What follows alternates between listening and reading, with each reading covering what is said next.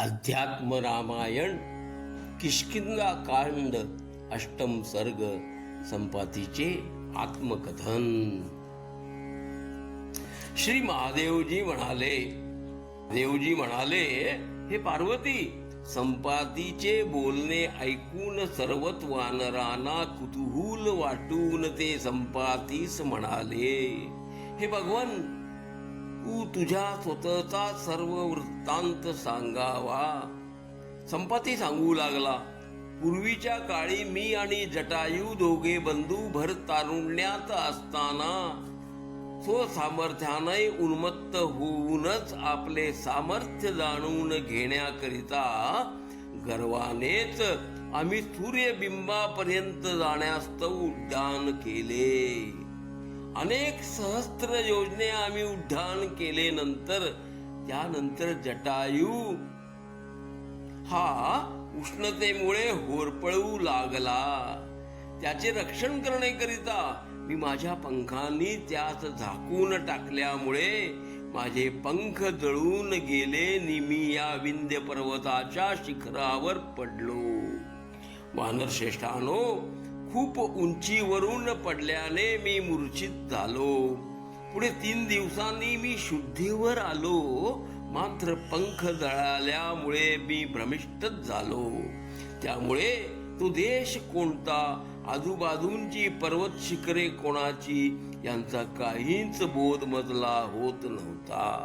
मी हळूहळू डोळे उघडले तर मला एक पर्वत आश्रम दृष्टीस पडला, पवित्र आश्रम दृष्टीस पडला। मी सावकाशपणे त्या आश्रमी गेलो। त्या आश्रमी राहणारे चंद्रमा नामी मुनिराज पाहून विस्मित झाले आणि म्हणाले, अरे संपाती, हे काय? त्या आश्रमी राहणारे चंद्रमा नामी मुनिराज मला पाहून विस्मित झाले आणि म्हणाले, अरे संपाती, हे काय?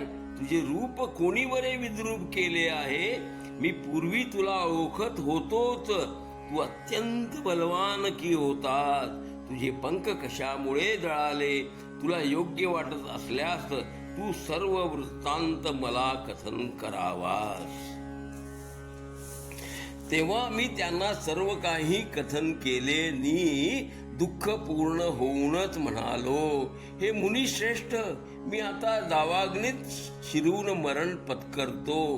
कारण हे प्रभो, पंखहीन असा मी माझ्या जीवनाचे रक्षण कसे बरे करू शकेन?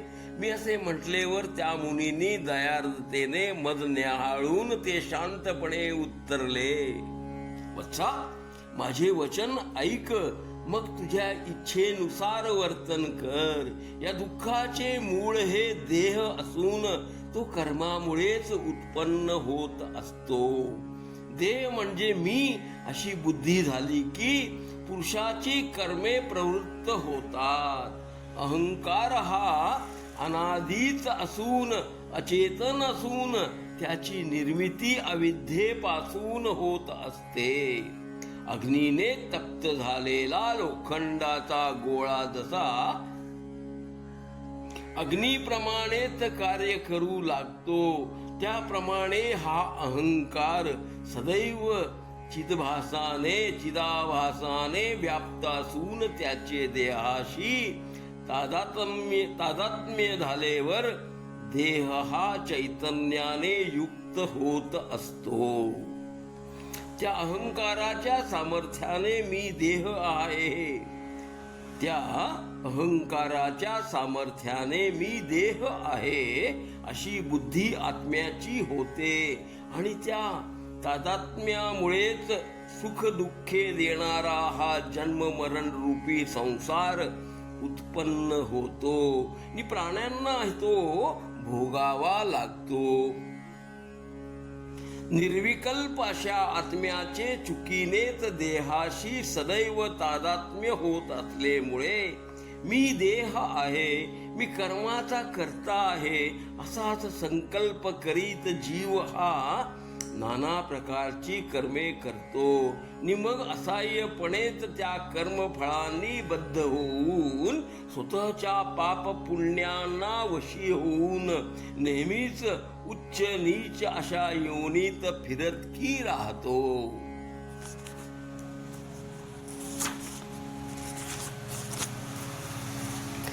यज्ञ दान आदी पुण्य कर्मे केल्याने मी निश्चितपणे स्वर्गी जाऊन सुख भोगेन असा संकल्प तो जीव करीत असतो.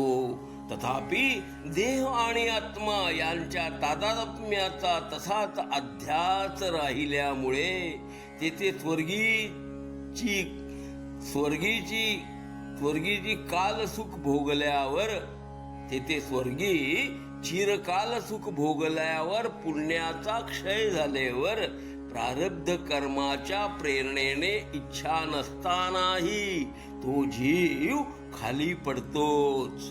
प्रथम तो चंद्रमंडळावर पडतो, त्यानंतर धुक्याने युक्त होऊन चंद्र किरणांद्वारे तो पृथ्वीवर पडतो आणि तेथे बराच काळ तांदूळ इत्यादी धान्यामध्ये राहतो. नंतर तो 4 प्रकारचे भक्ष्य, भोज्य, लेल्य, चोष्य, लेय आणि चोष्य, भक्ष्य, मोज्य, लेय आणि चोष्य भोज्य पदार्थ होऊन अन्न रूपाने पुरुषांकडून खाल्ला जातो आणि ते रेताच्या रूपात परिणित होऊन नंतर पुरुषांकडून ऋतुकाली स्त्री योनीत घातला जातो. मग ते रेत स्त्री योनीच्या रक्ताशी संयुक्त होऊन पहिल्याच दिवशी गर्भवेष्टनाने वेढले जाऊन रक्त रेत यांचे मिश्रणाने ते घट्टसे होते. नंतर 5 रात्रीत ते बुडबुड्याच्या आकाराचे होऊन 7 रात्रीनंतर ते मांसपेशी बनते. 15 दिवसात ती पेशी रक्ताने भरून जाते. 25 दिवसांनी एक पेशीपासून अंकुराची उत्पत्ती होते. 1 महिन्याने एक क्रमाने मान, डोके, खांदे, पाठीचा कणा आणि पोट हे 5 प्रकारचे अवयव तयार होतात. तसेच 2 महिन्यात क्रमानेच हात, पाय, बरगड्या, कंबर आणि गुडघे उत्पन्न होतात. 3 महिन्यांनी क्रमानेच अंगाचे सांधे, 4थ्या महिन्यात हाताची सर्व बोटे निर्माण होतात. सर्ग 8 पुढे सुरू. घ्या श्रवणानंद. हरि ओम तत्सत. हरि ओम तत्सत.